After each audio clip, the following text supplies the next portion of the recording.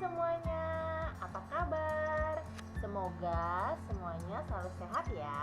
Amin. Teman-teman sudah siap belajar?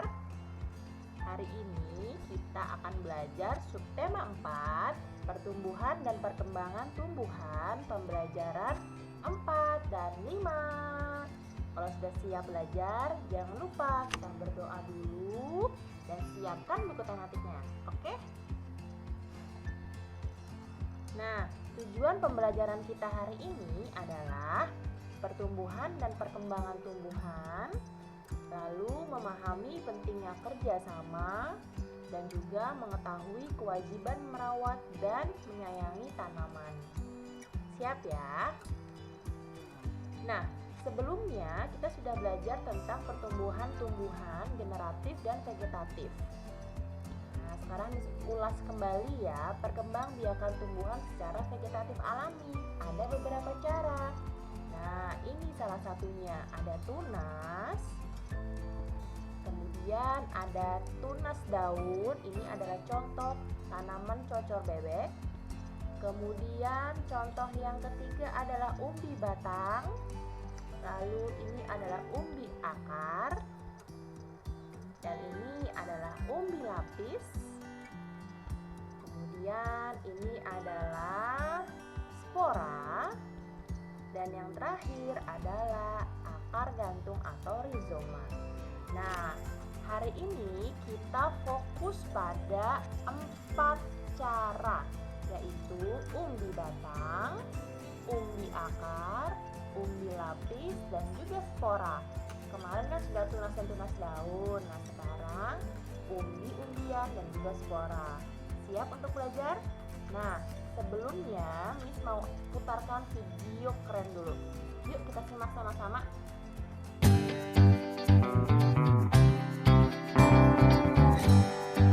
Halo anak-anak, apa kabar kalian semua? Semoga semua dalam keadaan yang sehat dan bersemangat untuk menjalankan aktivitas hari ini.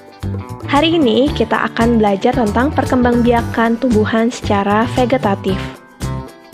Nah, jika di video sebelumnya kita sudah belajar perkembangbiakan secara generatif yang melibatkan putik sebagai betina dan benang sari sebagai jantan, yang nantinya serbuk sari akan jatuh di kepala putik, melakukan penyerbukan dan pembuahan. Selanjutnya, bagaimana dengan vegetatif? Mari kita cari tahu lewat video ini.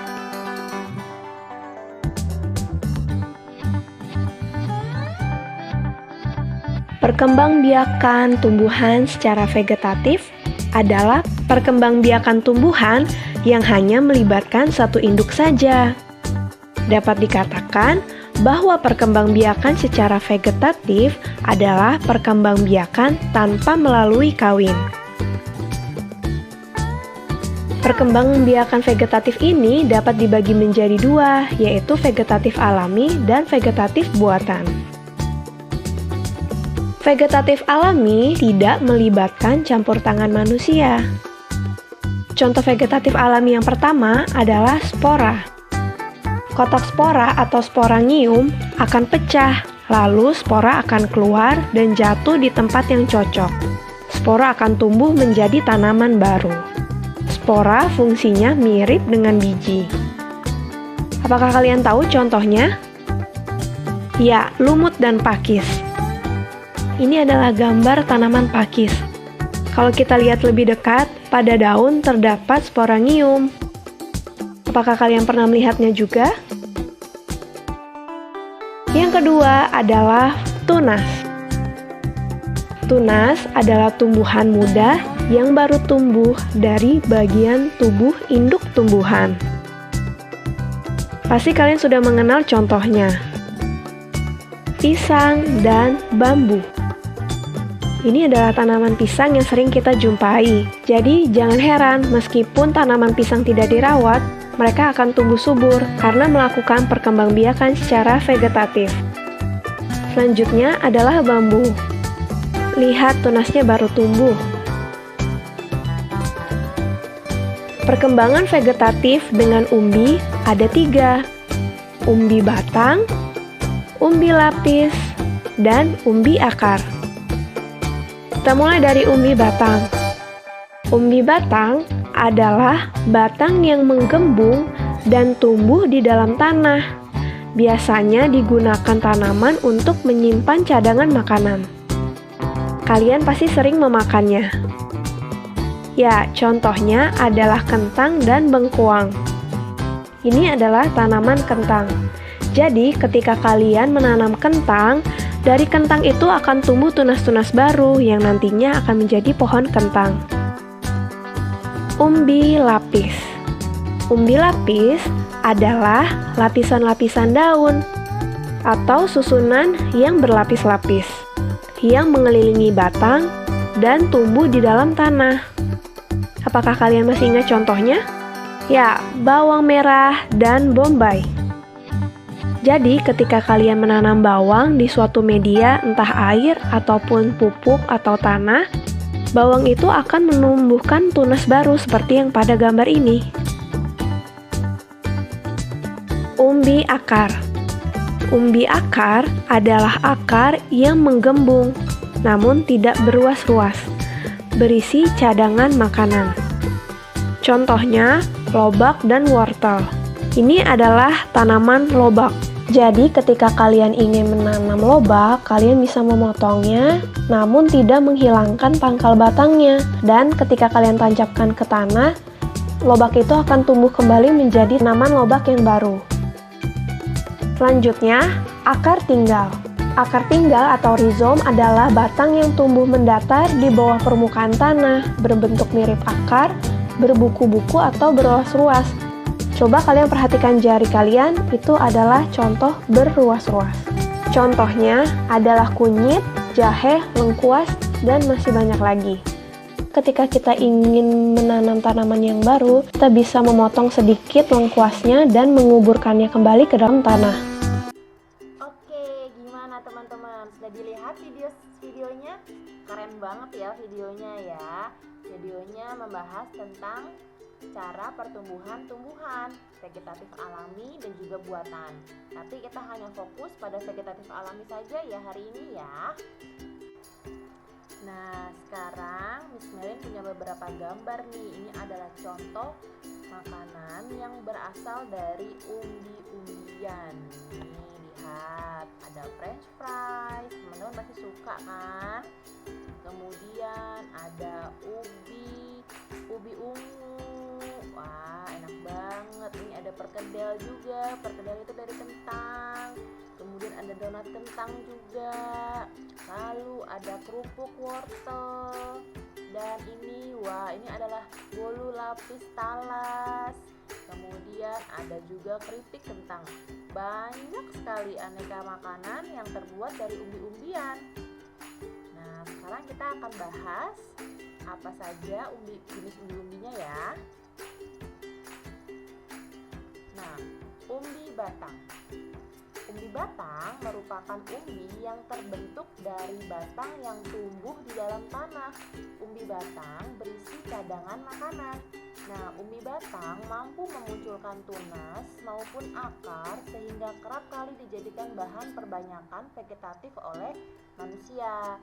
Contohnya kentang, talas, ketela, dan masih banyak lagi. Nah, ini adalah contoh dari umbi batang. Ini adalah kentang ya. Teman-teman bisa lihat, ini adalah contoh dari kentang. Nah, ini adalah bagian kentang nih. Nah, ini nih yang tadi dibilang nih, new shoots arising from the development of the eyes. Nah, ini nih, tuh lihat ada cabang-cabangnya kan. Ini adalah maksudnya ini tunas. Ini memunculkan tunas nih, tunas maupun akar. Ini bisa ditanam lagi. Nah, kemudian ini adalah umbi-umbinya nih. Ini dedaunan dan batang. Nah, seperti ini ya. Ini namanya umbi batang kentang. Kemudian yang kedua adalah umbi lapis. Umbi lapis adalah bawang yang tertutup lapisan daun. Lapisan daun itu sebenarnya berisi cadangan makanan. Jadi ada lapisan daun yang berlapis-lapis sangat rapat. Contohnya bawang merah, bawang putih, bakung, tulip, dan lain-lain. Dan ada beberapa jenis yang lain seperti bawang bombay juga. Nah, ini dia nih teman-teman nih. Ini adalah contoh dari umbi lapis, yaitu bawang merah. Jadi ada storage leaves, itu tumpukan daunnya nih, lihat. Nah, ini ada batangnya, ini adalah akarnya. Nah, ini contoh dari bawang merah, ada bawang putih juga, bawang bombay. Nah, ini adalah contoh-contoh bawang umbi lapis. Jelas ya? Kemudian yang ketiga adalah umbi akar. Umbi akar adalah akar yang tumbuh membesar karena berisi cadangan makanan. Contohnya adalah wortel, singkong, lobak, dan masih banyak lagi. Nah, ini adalah contoh gambarnya nih. Lihat, ada bagiannya nih. Ini adalah wortel. Nah, lihat, ini adalah wortel loh teman-teman, tapi seperti akar ya, karena wortel termasuk umbi akar, jadi ini memang akarnya. Nah, wortel itu ada nih pangkal akar, ada cabang akar, rambut akar. Nah, ini bagian ujung akarnya. Ini merupakan umbi akar. Seperti itu. Nah, dari ketiga umbi-umbian tadi, apa sih persamaan dan perbedaannya? Nah, ini ada di buku teman-teman ya, halaman 111, bisa dibuka. Nah, tapi di buku teman-teman hanya dua, yaitu perbandingannya batang dan lapis. Jenis perkembangbiakan dengan umbi. Kalau batang, persamaannya ya, kalau kita bahas persamaannya dulu. Persamaannya adalah sama-sama tumbuh dan berkembang di dalam tanah. Oke. Nah, perbedaannya kalau batang yang bertumbuh di dalam tanah. Nah, sedangkan lapis, lapisan daun yang bertumbuh di dalam tanah. Jadi kalau misalnya umbi batang, yang bertumbuh dan berkembang itu adalah batangnya, yang berisikan cadangan makanan. Sedangkan umbi lapis, yang bertumbuh dan berkembang adalah daunnya, lapisan daun yang sangat rekat. Nah, itu yang bertumbuh di dalam tanah. Nah, kalau misalnya umbi akar, yang bertumbuh di dalam tanah adalah akarnya. Seperti itu ya teman-teman ya, itu adalah perbedaannya. Persamaannya, ketiga-tiganya sama-sama di dalam tanah. Oke, terlepas dari umbi-umbian, sekarang kita ke spora. Nah, spora adalah bagian tumbuhan yang berfungsi untuk memperbanyak tumbuhan. Saat spora tertiup angin, spora itu nantinya akan jatuh ke tempat yang lembab dan akan tumbuh menjadi tanaman yang baru. Contohnya adalah tanaman suklir, paku, jamur, dan masih banyak lagi. Nah, ini contohnya nih teman-teman nih. Kalau teman-teman suka lihat, ada bagian tanaman yang di bawahnya atau di balik daunnya itu ada bintik-bintik kuning atau hitam. Nah, ini seperti ini contohnya nih, itu namanya spora. Nah, nanti kalau ada tertiup angin, dia akan jatuh ke tempat yang lembab lalu tumbuh menjadi tanaman yang baru. Nah, seperti ini nih contohnya nih. Ada yang bintik-bintik besar, ada juga bintik-bintik kecil. Jadi berbeda setiap tanamannya ya. Oke. Nah, itu adalah keempat jenis vegetatif alami. Bisa ya teman-teman ya. Nah, sekarang Miss punya dua gambar nih. Gambar yang pertama ada sedang piket kelas nih, Tony dan teman-teman sedang piket atau kerja bakti sama-sama membersihkan kelasnya, membersihkan sekolahnya. Nah, yang kedua mereka sedang bekerja kelompok nih, kerja kelompok tentang membahas sesuatu. Sekarang Miss mau tanya, manfaatnya kerjasama apa sih? Ada yang tahu? Nah, betul. Kalau kita bekerja sama, pasti pekerjaannya akan terasa lebih ringan. Bayangkan kalau Tony sendirian yang membersihkan kelasnya besar, itu pasti akan terasa berat dan sangat melelahkan.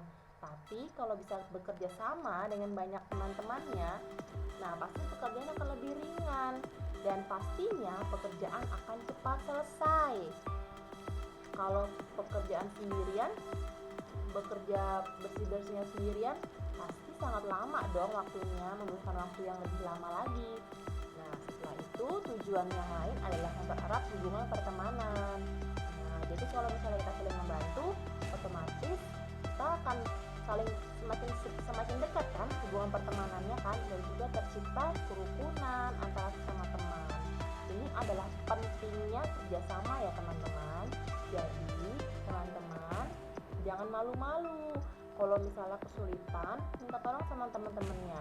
Dan teman-teman yang lain juga kalau melihat temannya kesulitan juga saling membantu, bekerja sama ya. Asal dan kerjasama dalam PH ya, itu tidak boleh. Oke, kemudian sekarang nih mau tanya, siapa yang suka kerjasama saat piket kelas atau saat kerja bakti setiap hari Jumat? Angkat tangan. Oke, very good nih. Sekarang nih mau tanya, memang siapa sih yang harus menjaga dan melestarikan lingkungan? Apakah cuma teman-teman aja? Apakah cuma mama papa? Atau cuma guru-guru aja? Jawabannya adalah semua warga negara itu wajib menjaga kelestarian lingkungan. Kenapa? Karena manfaatnya itu kan dirasakan bersama, dan kalau kita tidak menjaga, akibatnya pun kita akan merasakan bersama. Seperti itu. Tapi gimana sih caranya melestarikan lingkungan? Nah, yang pertama adalah merawat tanaman. Kita kemarin sudah belajar ya, manfaat tanaman itu sangat banyak. Ada untuk sandang, untuk papan, dan juga untuk pangan ya kemarin ya. Bisa untuk dimakan, seperti buah-buahan. Terus bisa juga untuk papan. Kita bisa untuk bangunan rumah, lemari, pintu, meja, dan lain-lainnya. Dan juga bisa menjadi sumber udara bagi kita, udara bersih. Kemudian manfaatnya sangat banyak. Jadi kita harus merawat tanaman teman-teman. Kalau kita rusak tanamannya, pasti kita juga akan merasakan akibatnya. Udara menjadi kotor, banyak polusi di mana-mana. Seperti itu. Nah, cara yang kedua adalah melakukan penghijauan, yaitu penanaman kembali. Kalau misalnya sudah mulai gersang, kita tanam tumbuh-tumbuhan yang lain supaya nanti lama-lama dia akan tumbuh besar dan juga membantu kita juga, lingkungan kita menjadi lebih asri. Nah, ini yang cara yang ketiga nih, yaitu menjaga kebersihan dan keindahan lingkungan tempat tinggal. Jadi, kalau kita sudah punya lingkungan yang asri, harus kita jaga. Jangan cuma kita biarin aja. Kalau ada sampah, ya kita kerja bakti bersama-sama membersihkannya. Lalu buang sampah pada tempatnya. Lalu menjaga kelestarian lingkungan, tidak coret-coret fasilitas umum, dan juga membersihkan jika ada kotoran. Nah, seperti itu ya. Ini adalah 3 cara dalam melestarikan lingkungan. Jangan lupa dipraktekkan di rumah ya. Oke, sekian penjelasan dari Miss Merin. Terima kasih banyak atas perhatiannya. Thanks for your attention. See you next time, our great kids. Tetap waspada, sehat dijaga, jangan lupa bahagia. Bye.